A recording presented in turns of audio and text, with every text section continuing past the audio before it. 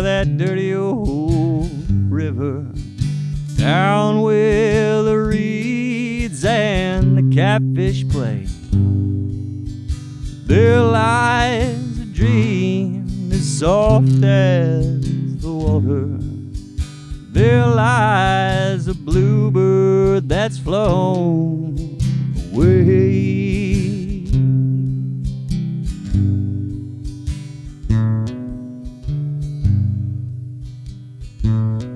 Well, the maid is like springtime, to love's like the summer.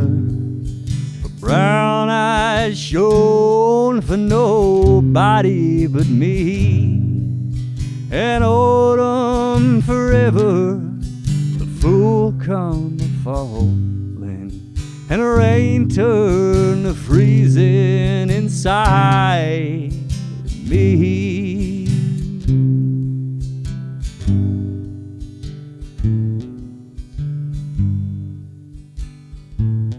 Well, I'll kindle my fire with the words I can't send you, the roads I can't follow, and the songs I can't sing. I wander alone on the sleigh bells of winter, with the stars for a diamond and the world for a ring.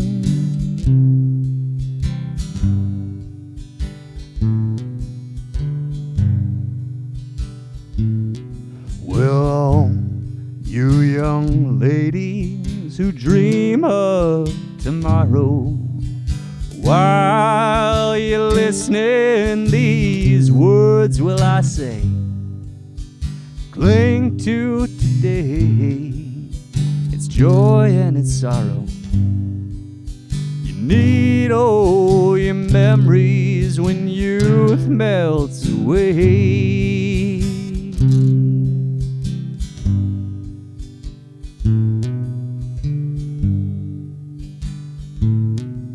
Well, the angel, springtime, he rides down the south wind. The angel of summer, he does just the same.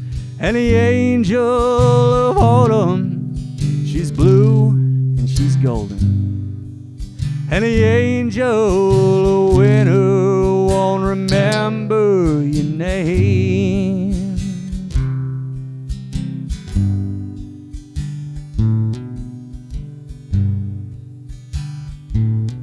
Well, down at the bottom of that dirty old river, down where the reeds and the catfish play, there lies a dream as soft as the water. There lies a bluebird that's flown away. I said there lies a bluebird that's flown away.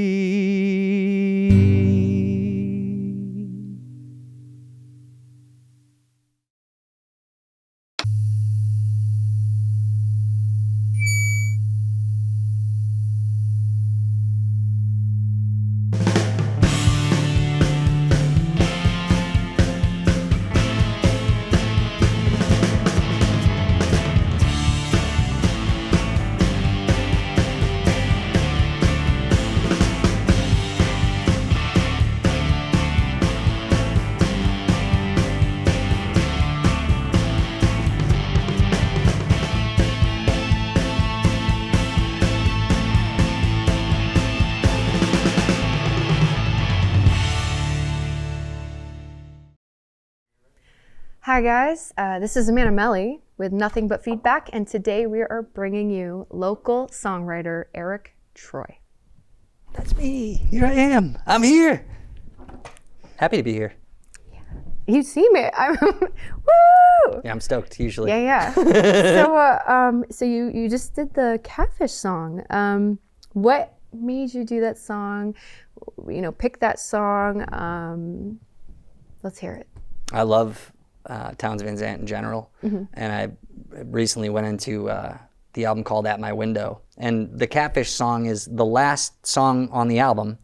And the name I find kind of funny compared to the content of the song. Because when you hear the Catfish song, it doesn't sound like it's going to be this deeply poetic, beautiful song. And then you hear it, and it's like, it's so rich in symbolism that the more you dig into it, the more you can get out of it symbolically. And I love the song, especially if you listen to that version. It is with piano and singing. So it's not on guitar originally, but I just love that song. No, you did it really good. Thank you. You're welcome. Yeah, it just kind of calmed the room down for me because, we were obviously excited when you walked in, but then like you started playing and it was like, ooh, thank you. Wow, peaceful, thoughtfulness, mindfulness.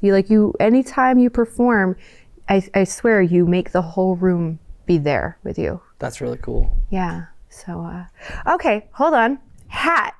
I was not sure you were going to wear a hat like this. I knew you were going to wear a hat. I'm kind of glad because we match kind of. You're styling. Your hat's way cooler than mine. No, yours is way cooler than mine. You know what? You Seriously. need a feather. Oh, I other don't than have that, a feather show. Let me see. Oh my God. What kind of feather is that? I don't know. I'm not don't. sure. I have no clue. Nope, no yeah, idea. Couldn't tell. So where'd you get the hat? The hat I got from the Spencer Fair, actually. My grandfather was up from Georgia visiting, and we all went to the fair, and I had this hat that Kara's brother had gotten for me from Bonita Springs, but it was beat because when I wear a hat, I tend to wear that hat, and that's the hat that I wear. Right. So my grandfather's like, "Oh, you need a new hat? Here, let me get this for you." So he gave me that, and that's actually that same grandfather gave me the Seagull guitar that I play now. Are you serious? Because I'm a Martin guy. My other grandfather on the other side of my family is a big Martin guy, and I love Martin guitars, and I'm a Martin guy too. Yeah. And I never thought that I would switch off of a Martin until I started playing the Seagull, and then I'm like, man, I actually love this guitar, and I've been playing it ever since. I played it. We were at a songwriting contest together, and I remember you actually let me play it, and it was like, whoa, the warmth. So yes. And the fretboard's wide, and it really does like resonate well. It's a beautiful instrument. Beautiful. I'm glad you liked it too. I did. Yeah, I really did. I have to ask more about fashion. Is this okay? Because you've got like so much going on that we need to talk. Okay, so I want to hear about this ring. I want to hear about this. Whatever this is like. So the ring I got, it initially had a turquoise stone here, false turquoise. It wasn't real. Yeah. But I got the ring at a powwow. It's an intertribal powwow in Rutland that happens every year, and I wanted to get a ring from there. Turquoise, because I love turquoise, but also because another singer-songwriter that I really love, Guy Clark, had a turquoise ring that he would wear, and he wore it his whole life. So I was at this powwow because I really pay a lot of reverence and respect to the Native Americans and indigenous people, and how connected they were to the land. And I love being in the woods and nature, and so participating in those activities is important, and it feeds your spirit, I think, in a way. Like, to go, and the openness involved there is beautiful too. So it's a great thing. It happens every year. It's the intertribal powwow in Rutland. But I got the ring on the cheap. It was $15 because I don't have a ton of money. So I bought the ring on the cheap, and I'm a mail carrier, and I wear this thing all the time, just like the hats and all this. And I ended up getting in the mail truck after a shift one day and noticed the stone was gone. But I didn't want to stop wearing it because the ring is important to me because I got it at the powwow. So I continue to wear it now, and that's where the ring is. And this is a bracelet bracer, kind of, I tell people jokingly that I use it to deflect incoming arrows. That's really what it's for. But my brother is it's coming at you. Watch, whoop-ah, just like that, My brother is a craftsman, and he made this. He hand tooled the whole thing. Yeah, my brother Addison Troy, he's an incredible artist, works in a variety of mediums, and he made this, and I wear it whenever I do music-related things because I can't wear it around every day because it's a big piece, but I love it. Yeah. Can I touch it? Please. Yeah, go ahead. Yeah.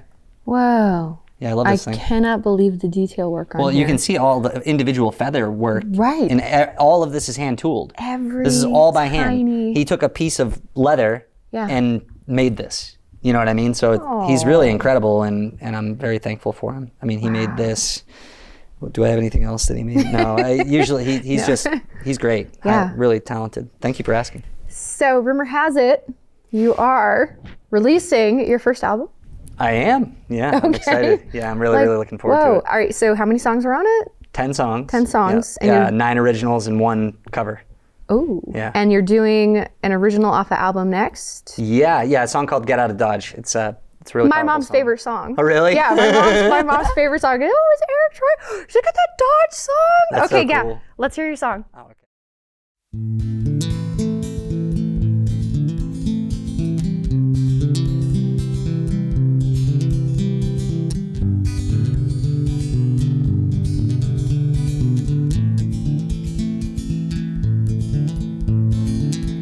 War across and a bone around my throat. One forgotten, one fermented, 2 forgot the Holy Ghost. And it came for me, sank its teeth deep into my soul. So I knelt at the river's edge and smoked. And a spirit came to me, and it came and it spoke, and it said to me, this is what it said. Get your ass out of Dodge, get yourself on the move. Gotta answer your prayers and it's gonna crush you. Gonna crush you. Get your ass out of Dodge, get yourself on the move. Gotta answer your prayers and it's gonna crush you. Gonna crush you.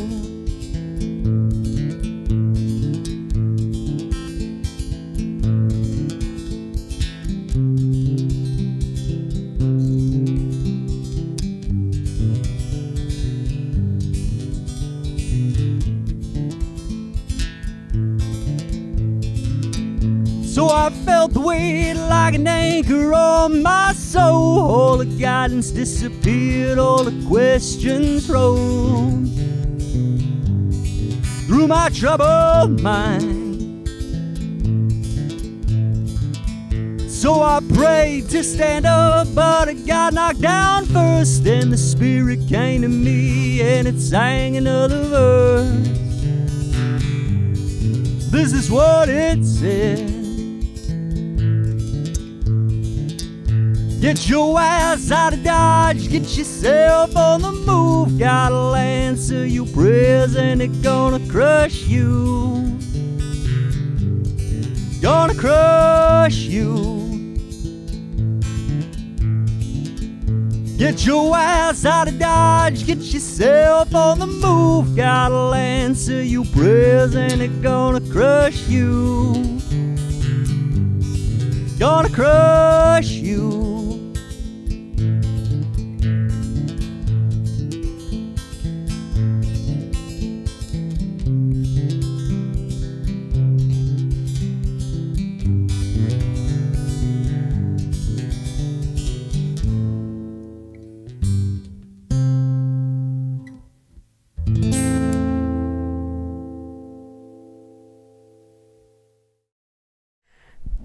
Get out of Dodge. Get out of Dodge. Yeah. Dude. I'm running. Yeah, you're running. You're running. Well, the energy is like, well, I mean, you've got like the depth going on, but then, yeah.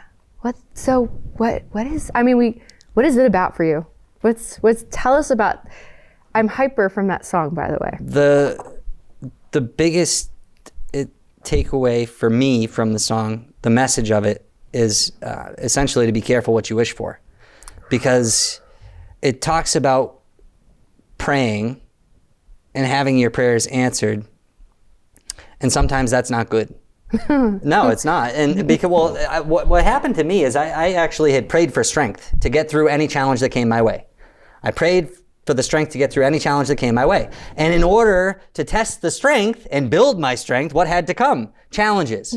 And it's been a bombardment of hard times.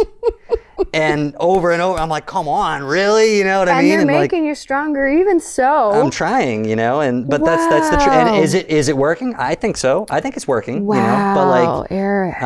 So that's where the whole thing came from. I'm like, man, like, damn, I prayed for the strength, specifically the strength to get through anything that came my way. And I didn't think about how would I get that. by going through fire. You know what I mean? So that's kind of it. And then as far as like the chorus of it, I had read somewhere there was a writer that said, and I don't know who it was, I forget now, but I had read that it was God answers all the prayers that will crush you. You know, I'm like, man, that's tough, you know? So I kind of like took these life experiences that I was going through and melded it with that idea, and then Get Out of Dodge kind of came out of it. I wrote the lyrics to the song in 15 minutes in a Dollar General parking lot. Yeah, oh my goodness. The whole thing.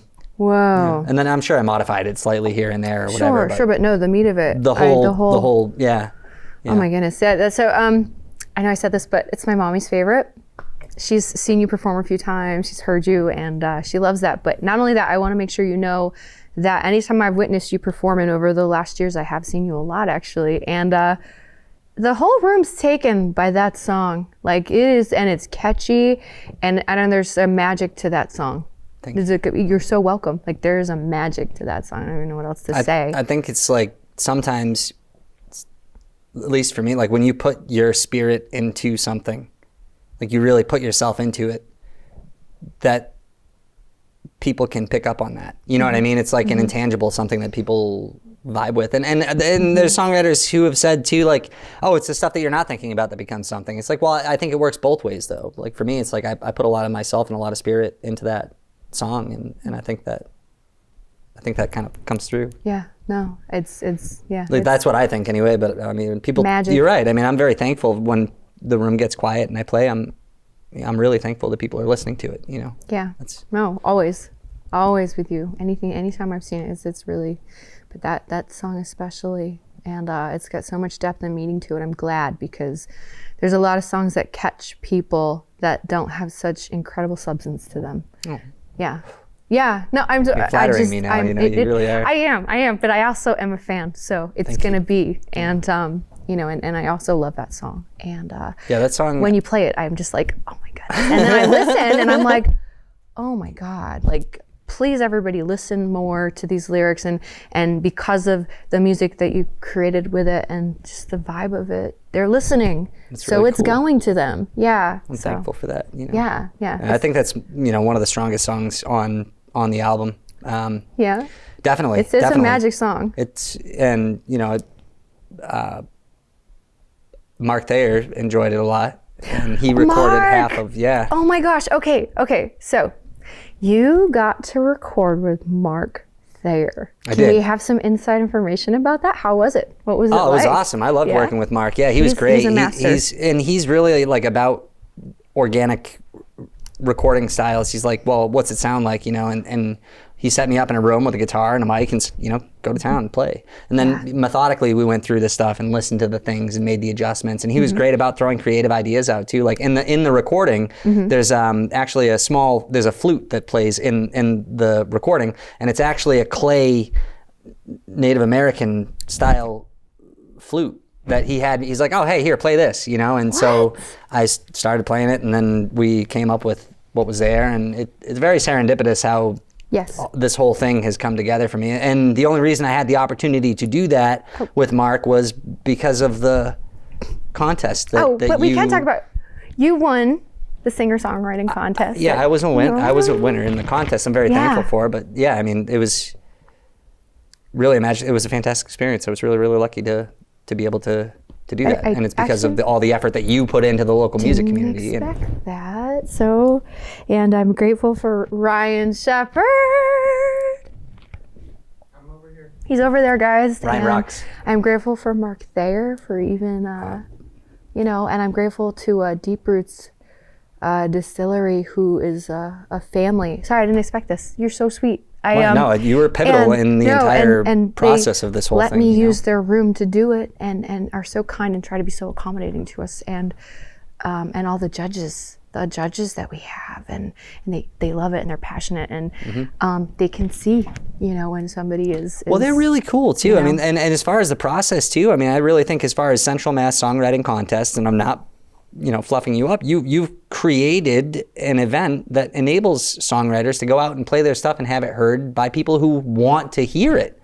You know, because a lot of times local music is like, and it's beautiful to play music at all and to go give entertainment to people. And I think that's fantastic. But like, when you're writing your stuff, a lot of times people who are writing stuff are like, oh, well, people want to hear stuff that they know. They don't want to hear my stuff. So that you've created an avenue for people writing songs in the area to be able to go out and play and showcase their material. That's really important, you know, and it really makes a big difference to the community. So as far as I know, you're the first songwriting contest in Central Mass that I've heard of. And I'm sure there were others. I don't even know. Yeah. I don't know. Yours was the first one that I ever heard of, and that was in 23 that I participated in that. And then, oh my goodness. There's a whole other story there with that songwriting contest. I met Ben Bullock, who was a winner at last year's contest. Right. And I turned him on to that because I met him at the bookstore. And I was like, oh, you're a musician? You should go check out this songwriting contest. And he entered the contest, and sure enough, he won. He won. You know, so it was pretty awesome. You know, and Ben and I have become good friends since. So it's really cool how it all worked out. Goodness. Wow. Yeah. No, I'm emotional. Very down, very flow. Eric, you know, how could you do this to me? That's what I do. I God. tug on the emotions. You know. Apparently not just in song. Apparently in person. Okay. All right. I'm processing now. You got me lost for words. Let me think here. So I am so incredibly excited that you're creating an album and that you ran with it and that you did that and you worked with Mark, who is, you know, a master of his craft, and he really wants to bring out the music, and it is serendipitous, all these specific people, because he was inspired by you. You know, he was so excited and there was such a resonance, and now, you know, I'm gonna go to your release. That's you know, so sick. And Eric Troy's releasing his album, guys, and you know. I mean, that you've said that, like, that Mark, who's been in the industry and recording major artists for a long time. Yeah. You know, I mean, that really is. It's a feather in my hat, you know, when he likes my stuff. No, I'm very thankful for it. For knowing Mark and knowing his character, you know, the integrity that he holds, the passion, the authenticity. I speak so highly of him because he is that, and I can say that about him. And yes, I that is such a compliment to you, and for you to your album to have been worked on with him is beautiful. And I guess what I'm saying is if you're going to get a work of art, let it, you know, be produced and worked on with other artists that get it. And I'm so glad that, you know, you get to do that. I can't wait to hear the album because of that. And you know, Mark is very big on not feeding into that assembly line, you know, stuff, and that stuff that is without passion and inspiration and authenticity. So I can't say more about what I know your album's going to be between you and him and the other people that worked on it. Who else worked on it? I'm so sorry. That's actually huge too. Is so Mark, I recorded. There's almost two different styles of recordings on the album. One of which was with Mark Thayer, and those were more organic sounds, singer-songwriter vibes. And then a really very close friend, Andrew Quinn, very talented, awesome. I mean, I'm very fortunate to have him as a friend. He's a great person and very creative and not that talkative. So if you didn't know all these things about him, then he might not talk to you about it. But see, that's where we complement each other. Is I never shut up and he never talks, so it kind of works out. But he recorded the 5 of the additional songs on the album, and then created and produced any additional instrumentation that you hear beyond a guitar and a vocal. Andrew did all of that work on half of the album, and I, basically how it happened too. I was like, hey, I trust him as a friend and as a musician. I'm like, hey, I wrote this song. Let's sit down. We'll record it. And I'm like, if you want to do instruments to it, have at it. Do it. Whatever you think. And I didn't say, oh, I want this. And some of the stuff, like in a song, Beautiful Eyes, I did want a violin, and he figured that out, you know, and he got that included on the track too. But like mostly it was basically like, hey, Andrew, I recorded this. Do your thing. Wow. You know, and he put all that together. So it's really and I can be pretty particular with things. And with Andrew, I don't have to worry about it. I'm like, I know it's going to be good. If he does it, I know it's good. Yeah. You know, I don't have to worry about it. You just have like an incredible... Whatever he wants. Yeah. We have a really special friendship. I'm very thankful for it, you know. Really am. No, so. I can feel it. I can hear it. Wow. Let's let's do another song with you. I'm all. You have what song do we have next? The next song is Loretta. It's another town song. Loretta. Yeah, it's Loretta. All It's right. really fun. All right, guys, let's listen to Loretta.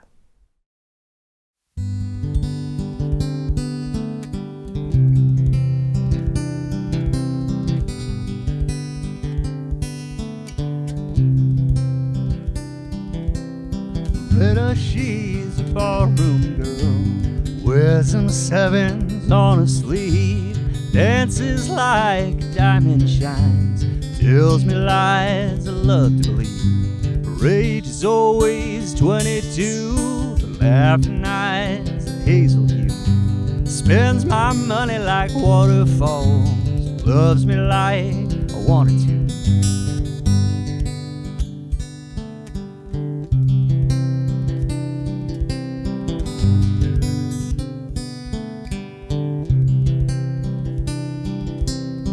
Loretta, won't you say to me, darling, put your guitar on, have a little shot of booze, play a blue and wailing song. My guitar rings a melody, my guitar sings, Loretta's fine, long and lazy, blonde and free, I can have her anytime.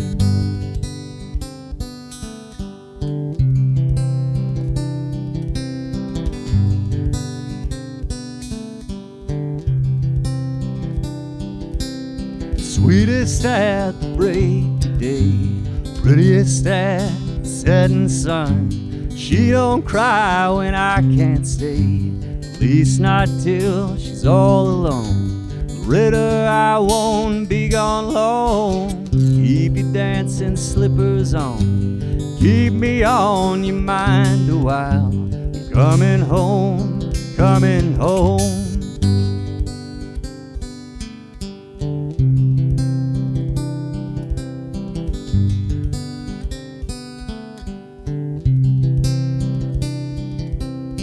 Loretta, she's a barroom girl, wears them sevens on her sleeve, dances like a diamond shines, tells me lies I love to believe.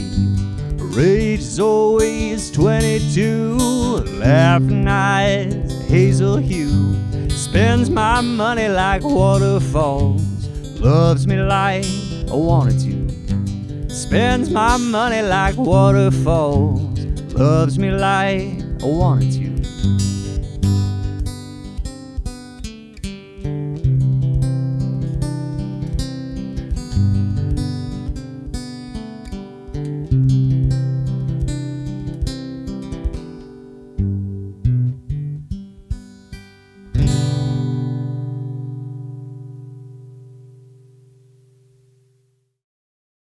Tell me why you chose that song.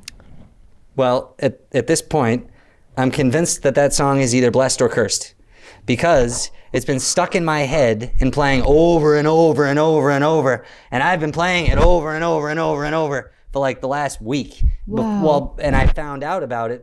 I was blown away to find that there was a tribute album put together with a lot of significant names in the singer-songwriter community to pay homage to Townes Van Zandt, and it's called Poet.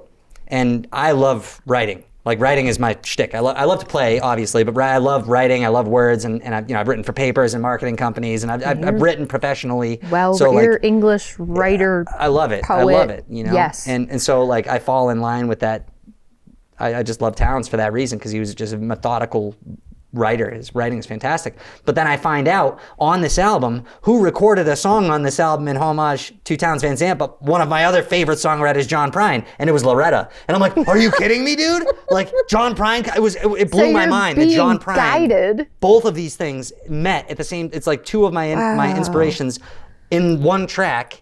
And it just sucked me in. I'm like, oh my goodness. And I couldn't get it out of my head over and over and over and over and over and over and over. And I'm like, I can't stop. Like, so that's why I'm like, it's either blessed or it's cursed. Like the last like few days, especially the last, week or so, I've just been like obsessively playing this song and like can't get it out of my head. And I figured maybe I'd be able to play it out of my head. Right. Be like, okay, I've gotten it out now, and I'm like, it's not happening.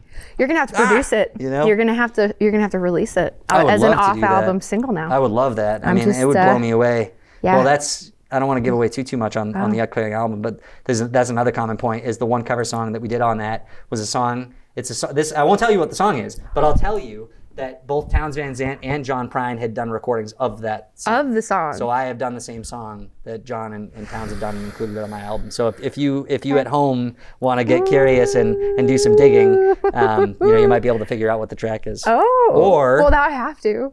You could check out the album. I'm gonna find out. I'm gonna come to your show with the release. I'm gonna be like, which one is it? That song actually is really cool too because my friend Jason Morin, who's fantastic, he drove down from Vermont to record the track with Andrew and I, and we did it all in one day, 8 hours straight to record that track. And he's an incredible flat picker, and he's just a rascal. What's flat picking? It's like if you listen to Doc Watson, if you've ever heard him, it's like just really intricate. I call it mountain metal. Okay. It's like if you're into listening to like highly intricate technical metal music. Okay. If you put that on an acoustic guitar, and included banjos and mandolins and stuff, that's basically it gives you a sense of what flat picking is like. I'm not saying that it's not the same, but it's highly intricate, a highly intricate playing style. And Jason's just like, he's like, oh yeah, I can play something like that. Sure. It's like Billy Strings. Billy Strings is like in that wheelhouse of style, like that high, fast, crazy picking, and Jason's just unreal. I had to slow him down, and I had to speed up on the song because he's unreal. He's fantastic. Cool. He's got a golden heart, and he's just such a great friend. And he's actually the first person I ever wrote music together with a long time ago. Yeah. Wow. Before I could even play guitar. Wow. I saw he had a picture on MySpace, I think it was, of him with a guitar, and I'm like, I want to play music. I'm gonna be a musician. Now, what can I do? Right. Well, I can find people around me that play instruments. Right. Hey, I want to be a musician. Well, let's jam sometime, he said. And we got together, and that's how that was over a decade ago. Wow. That was a long time ago. Wow. But goodness. Anyway, back to Loretta. No. That was incredible. Song, we'll keep going. I love that thing, man. Let me, sorry. So, I had a question and I can't find it. It'll come back if it has to. It'll come back if it has to. All right, okay. I was going to ask you about your family, because, you got the babies. Oh, my kids and my family. Okay, do they listen to your? Do they like your music? Do they like, stop, Dad? We don't want to hear anymore. My kids are young enough. I think in a few years they might be like that. But right now they both really enjoy when I play my songs, especially Get Out of Dodge. My daughter says, Daddy, play Crush You, Daddy. And then if I play like Beautiful Eyes or any of my other songs, really, my son, he's not even 2, but he starts dancing. He loves to dance, so he'll dance when I'm playing them, and she vibes with it. And I'll put them on the radio in the car, and my daughter's, Daddy, is that you? Is that you, Daddy? So they love music. They're both very receptive to music, and I really hope that they play, because playing is really cathartic. It's really good for you to play. It's Perfect word. I think it's very good for you, and it's a good outlet. And even if nothing else is there for you, music is there for you. You know what I mean? So I hope they have that strength and interest. I hope they have that interest. Yeah. I keep a guitar out all the time. That way, if they see it, they can go strum, and. Absolutely. Yeah. So my kids I actually wrote a song about my daughter, and that's on the album. But it's really a song that's kind of to both of my kids, because I wrote it before my son was born.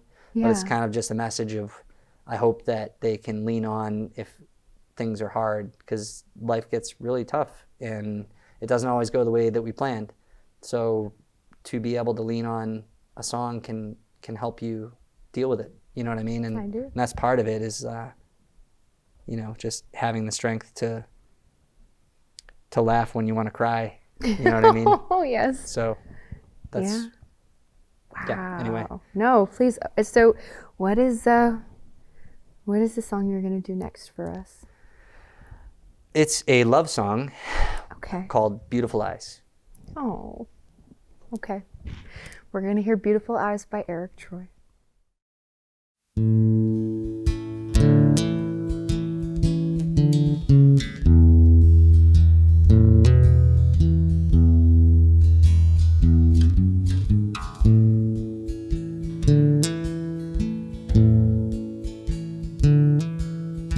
Into my shoulder, give me some comfort.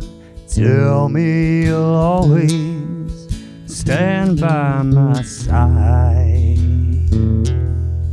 Laugh with me lightly a little bit longer.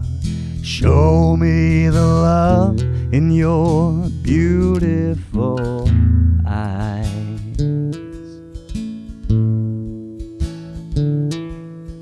Be here to hold you when the world comes to scorn you. I may not have much, but I'll give it to you.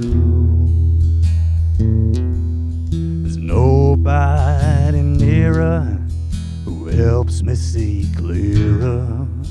Let me give all of my loving to you.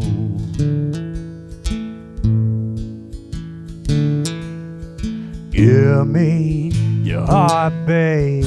Don't you be afraid. I know you've been hurt once or twice before. A new sun is rising. Put it all behind you. Put on a sundress and let's come undone.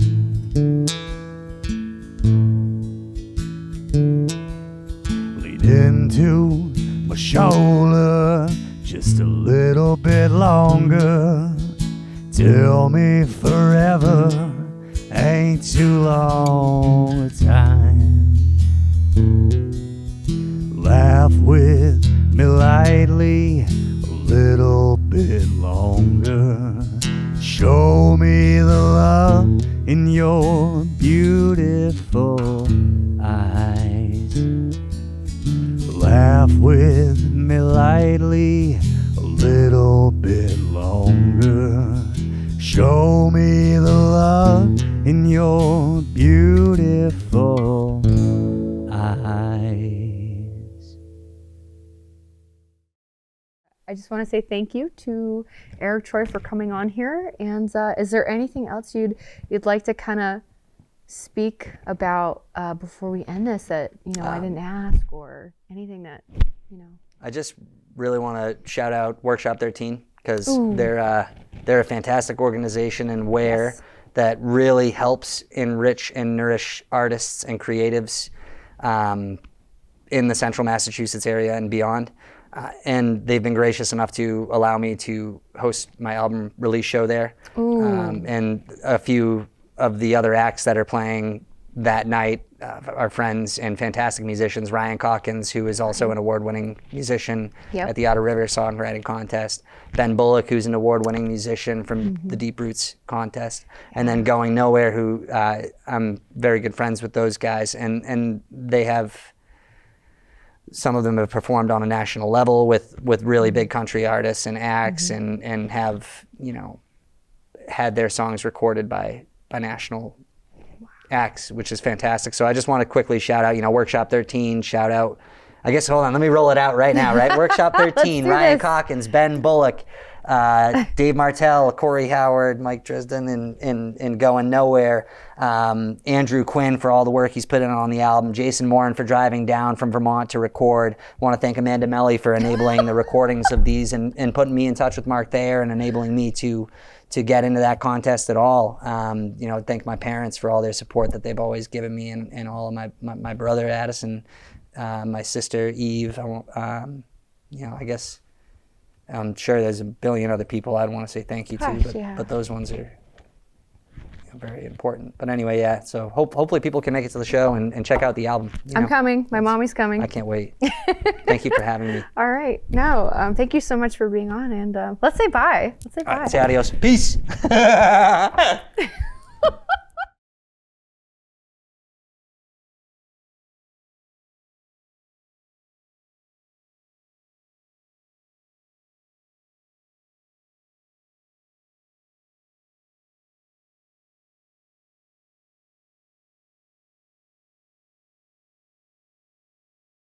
Oh, can I say, hey, Mom, look, Mom, I'm on TV? That's like one of those things that people say all the time. Can I say that at some point during this?